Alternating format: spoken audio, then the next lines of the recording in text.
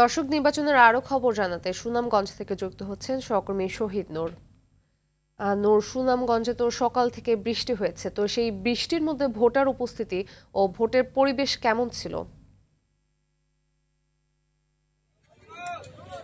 যেমনটা আপনি বলছিলেন, আমরা কিন্তু সকালে দেখানোর চেষ্টা করেছিলাম সুনামগঞ্জে সবকটি সেন্টারে একেবারে ভোটারদের সংখ্যা কম ছিল, কেননা সকালে প্রায় টানা 2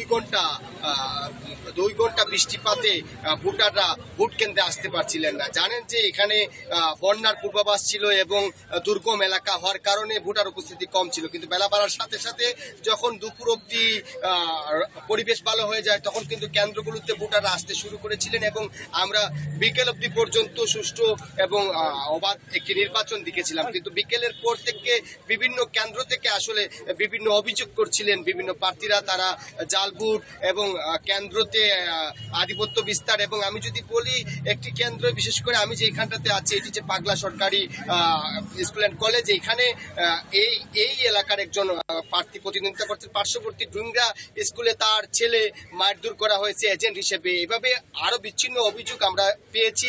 তবে এখন পর্যন্ত আসলে আমি যদি এখানে মানুষ অপেক্ষমান আছেন আসলে ভোট কেন্দ্রে, তারা যেটা বলছিলাম আপনাকে, যে যদিও ভোটার উপস্থিতি কম ছিল কিন্তু বেলা বাড়ার সাথে সাথে যখন আসলে ভোটার উপস্থিতি বেড়ে যায় এবং এখন এই কেন্দ্রের পাশেই জড়ো হয়ে মানুষ আসলে অপেক্ষমান আছেন, তারা অপেক্ষা করছেন ফলাফল।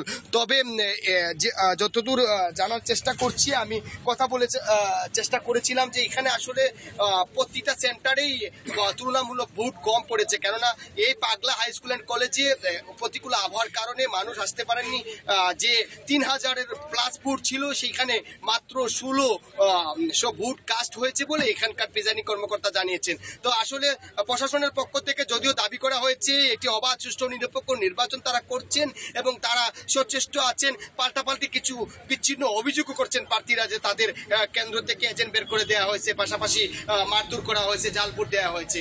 তো সুনামগঞ্জে 3টি উপজেলা নির্বাচন অনুষ্ঠিত হচ্ছে, এখন পর্যন্ত বিচ্ছিন্ন ঘটনা ছাড়াই অবাধ হয়েছে বলে জানিয়েছেন প্রশাসন। এই ছিল সুনামগঞ্জে নির্বাচন পরিস্থিতি সর্বশেষ খবরাখবর। ধন্যবাদ।